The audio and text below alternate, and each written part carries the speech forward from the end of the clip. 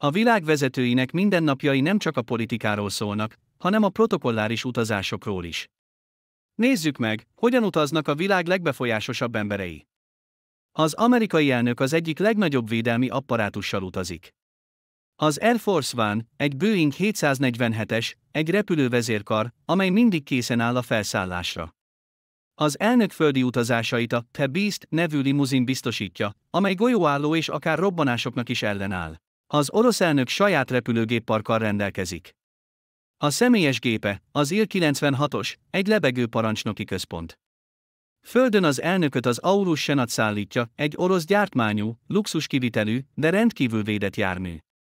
A brit miniszterelnök a RAF Voyager géppel utazik, amely az Egyesült Királyság kormányának hivatalos repülőgépe. A földi közlekedést egy páncélozott Jaguar XJ biztosítja, amely gyakran konvojban halad a város szűk utcáin. A francia elnök a Dassault Falcon 7X-et használja, amelyet kifejezetten az elnöki igényekre szabétéak.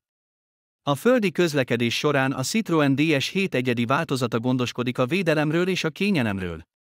Kína elnöke, Xi Jinping, az Air China különjáratain utazik, amelyeket állami protokoll szerint szerelnek fel.